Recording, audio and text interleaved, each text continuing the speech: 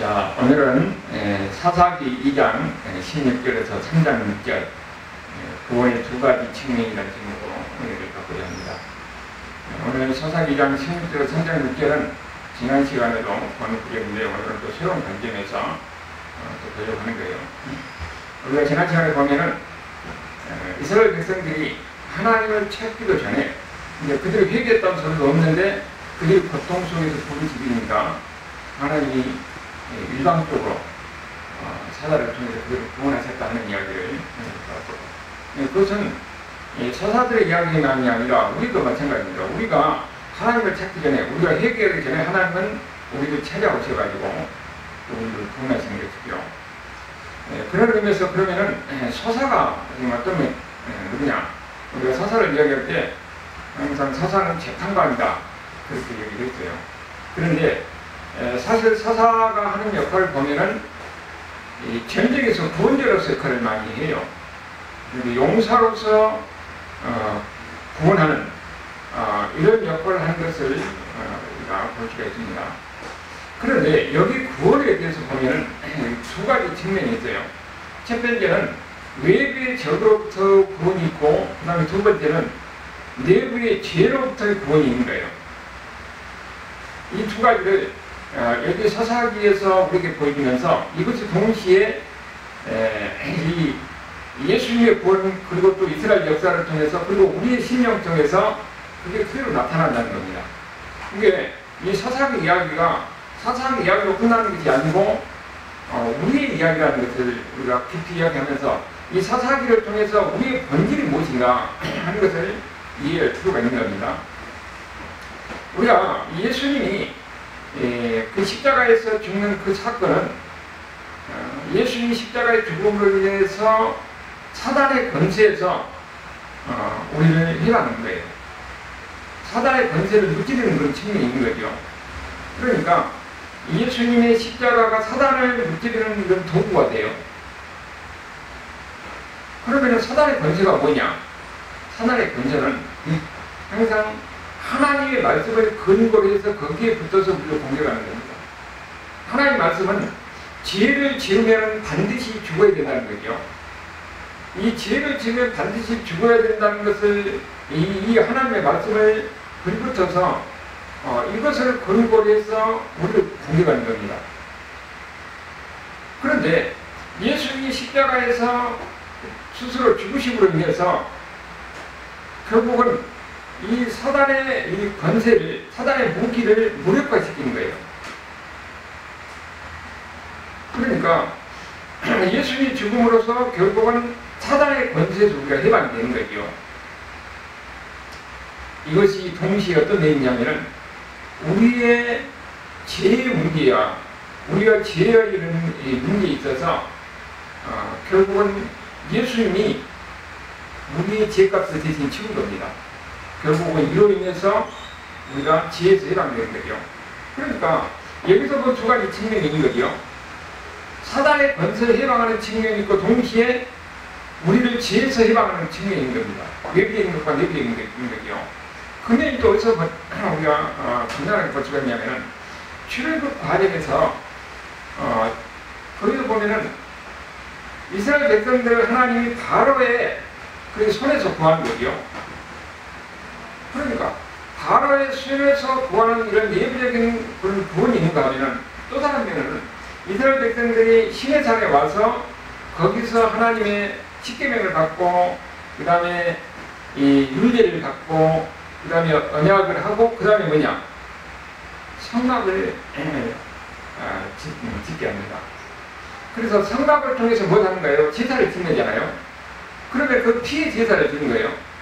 그 제사를 통해서 결국은 우리의 죄를 씻는 그런 예를 우리에게 보이는 겁니다. 그러니까 여기서 두 가지 측면이 있는 거죠. 출애굽 과정을 통해서 출애굽기가 보면은 이 출애굽기가 전반부에서는 이스라엘 백성들이 외부의 적에서 구원받는 그런 광경이에요. 그런 내용입니다.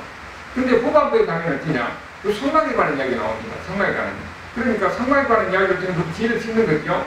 그러니까 내부에 우리 죄에서 구원하는 그런 장면이 출애굽기가 전반 후반부 나누는 그렇게 볼 수가 있는 거예요.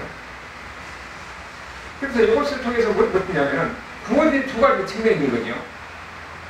외부의 적에서 구원을 받는 가지 측면이 있는가 하면은 내부의 우리 죄에서 구원하는 측면이 출애굽기 이 이야기를 통해서 우리가 들려주고 있다는 거예요. 근데 이 두 가지 구원의 두 가지 측면이 여기에 사사들에게도 있다는 거예요. 사사들에게도. 여기 보면 일단 사사들이 외부의 적을 물리치기요. 그들의 능력에 의했던 간에. 그러니까 사사들이 하는 역할은 뭐입니까? 구원자로서 역할을 하는 거죠. 외부의 적에서 자기 백성들을 지키는 구원자로서 역할을 하는 거예요. 그 다음에 또 하나는 뭐냐면 사사가 있음으로 인해서 결국은 그들이 어때요? 지혜를 남겨요. 그러니까 사사가 있음으로 해서 그들이 지혜를 안 듣게 하는 역할을 하는 겁니다. 근데 사사는 두 가지가 이야기하는 거죠. 외부의 적에서부터 사사가 전쟁을 통해서 그들을 물리쳐서 이스라엘 백성을 구원하는 측면이 있는가 하면 이스라엘 백성들의 내부에서 그들이 지혜를 못 짓게 하는 그런 역할이 있는 겁니다. 근데 나중에 어떻게 됩니까? 사사가 죽으면 또 다시 지혜를 주는 거죠. 그러니까 사사가 있는 동안에는 그들이 지혜를 안 지어요. 그러니까 사사가 존재하는 것 자체가 지혜에서부터 벗어나게 하는 역할을 하고 있다는 거예요. 이런 두 가지 측면이 있는 거죠. 그게 어떻게 보면 사사들이 예수님의 구원의 측면을 반영하고 있는 겁니다. 구원자로서 그러니까 모형이라고 말할 수가 있죠. 사사가. 예, 사단을 물리치는 측면이 있고 그 다음에 지혜에서 해결하는 측면이 있고 이 두 가지 측면이 이 사사들을 통해서도 보여지고 예수님을 통해서 보여지는 거죠. 그러니까 사사들이 그런 면에서 예수님의 모형이다 이렇게 얘기할 수가 있는 거예요. 예수님의 구원의 양면이 사사들을 그려볼 수가 있는 거죠.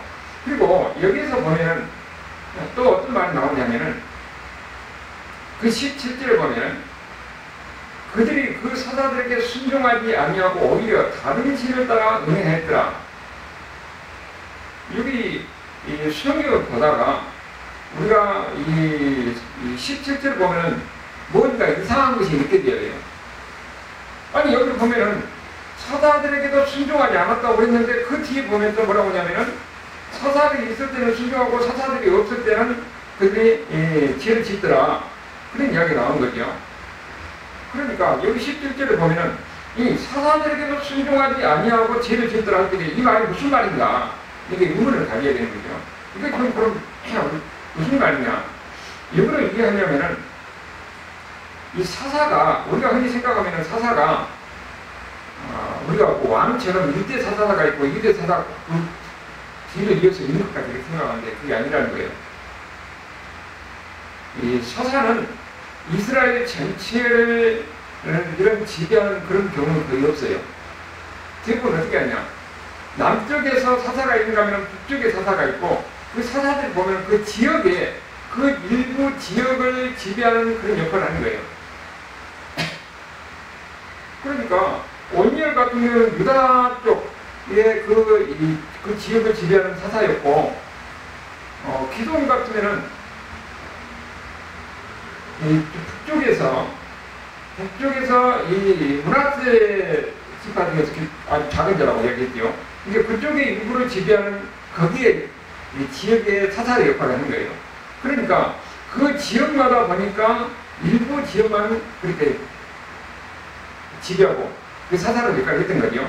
그러면은 그 지역이 아닌 다른 곳에는 사사의 영향을 미치지 못하는 거죠. 그러니까 사사가 있을 때도 그들은 어떻게 되냐? 지혜를 주는 겁니다. 이제 그런 역할이 되는 거예요.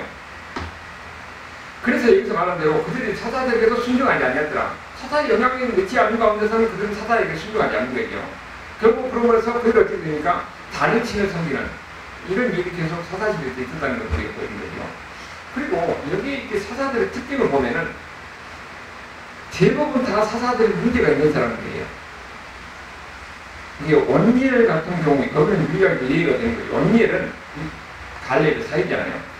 여기는 제일 첫 번째 사사가 온니엘인데 이 온니엘은 그야말로 흠이 없어요.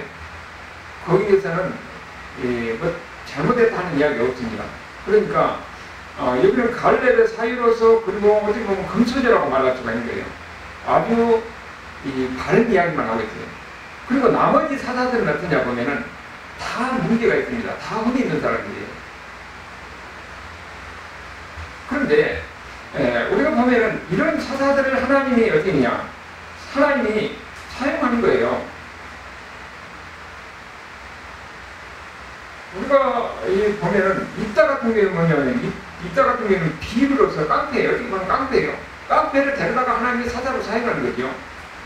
드보라는 문제가 있는, 그런데 인정받지 못한 여자인데 그가 하나님이 사사로 사용되는 겁니다.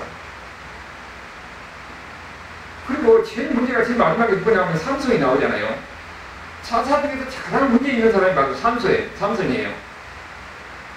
이를 보면은 집안도 좋은 집안이 아니고, 이 사람이 능력도 있는 것도 아니고, 그 다음에 심성도 좋은 사람들이 아니에요. 이 사사들을 하나같이 보면 집안도 좋은 사람이 아니지, 능력이 있는 것도 아니지, 그리고 심성도 좋은 사람이 아니에요. 그런데 하나님이 이런 사람을 사사로 세워서 하나님이 일을 한다는 거예요. 이걸 그러면은 무엇을 우리에게 이야기해주느냐? 능력 있는 사람들이 일하면 어떻게 됩니까? 하나님이 일했다 하는 것이 아니고 자기가 일했다 하는 것인 거예요. 그런데 능력이 없는 사람은 어떻게 됩니까? 능력이 없는 사람이 일에서 어떤 결과를 나타내면 내가 해서 하는 것이 아니고 하나님의 은혜다, 이런 고백을 하게 되는 거예요. 하나님은 이런 능력이 없는 사람을 하나님이 사용하셔서 하나님의 능력을 고백하게 만든 겁니다. 그러니까 실질적으로 보면은 그 사사를 통해서 뭘 보여주는 거예요? 하나님이 일을 하셨다는 것을 보여주는 거예요. 하나님이. 그러니까 이스라엘의 사사는 이 사사를 세워서 그들을 다스리고 통치하고 이스라엘을 구원하는 것이 있는데, 이스라엘의 실질적인 사사는 여호와 하나님이다. 그것이 사사기 11장 27절을 보면 그렇게 나와요. 사사기 11장 21절을 보면은 심판하시는 여호라고 나옵니다. 심판하시는 여호와. 그러니까 진정한 사사는 여호와라는 거예요. 사사라는 말이 심판자란 말이에요. 심판자란 말. 이게 여호와가 심판자예요. 여호와가 사사란 말입니다. 사사. 하나님은 이렇게 연약한 자를 통해서 일을 하시고 그 일을 실질적으로 하신 분이 하나님이다 하는 것을 보이는 거죠. 그런데 고린도전서 1장에 보면은 뭐라고 하냐면은, 그 고린도전서 바울이 보니까 그 성도들에게 너희 가운데서 이 유력한 자, 이게 문벌이 있는 자도 많지 않고 유력한 자도 많지 않고 하고 있어요.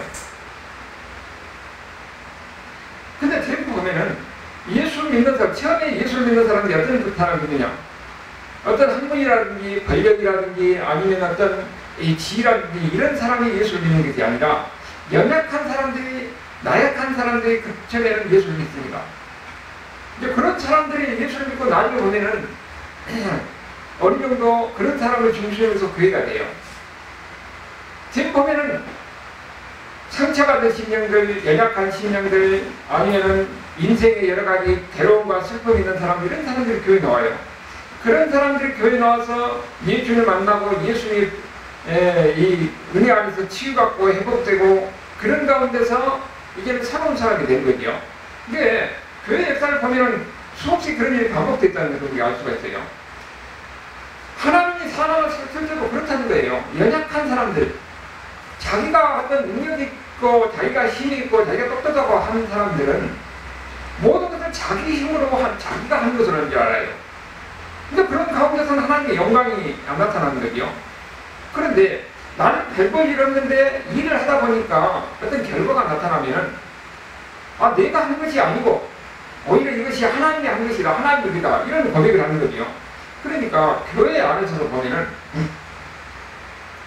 여러 다양한 사람들이 있죠. 교회 안에 능력 있는 사람인가 하면 능력 없는 사람도 있어요. 능력 있는 사람들 일을 보면은 자기가 다 혼자 하잖아요. 그러면 그 사람은 자기가 하는 것이 되는 거예요. 근데 능력이 없는 사람이 있으면은 다른 사람이 도와줍니다. 도와주는 가운데서 합력해서 일을 하는 거예요. 그러면은 그 사람은 자기가 하는 것이 아니고 누가 하는 것입니까? 하나님의 일이라는 것을 고백해야 되는 거죠. 그러니까 교회에서 하나님의 일은 능력으로 하는 것이 아니고 은혜로 하는 거예요. 은혜로. 이 하나님이 사사를 뽑으시고 그 사용하시는 면을 보면은 이런 면을 우리가 볼 수가 있는 겁니다. 배고 이런 사람들, 소외된 사람들, 이런 사람들을 하나님이 사사로 세워서 이스라엘에 보내는 거죠. 근데 그 사람이 능력이 뛰어나서 하는 것이 아니라 그 뒤에 실질적으로 하나님이 이스라엘의 사사가 되어서 그를 통해서 하나님이 일하신다는 것을 우리에게 보이는 거죠. 그러니까 이 사사 이야기가 우리에게도 마찬가지고 우리 교회도 마찬가지라는 거예요. 하나님은 교회는 연약한 사람들, 부족한 사람 불러가지고 그 사람을 통해서 교회를 세우시고 또 연약한 사람들은 그 사람을 통해서 하나님이 일을 하게 하는 거예요. 그러면서 우리에게 고백하기를 막는 겁니다. 하나님이 일을 하셨다는 것을. 그 다음에 여기 보면 또 두 번째 사사를 통해서 제 본질이 무엇인가 하는 것을 우리에게 보는 거예요.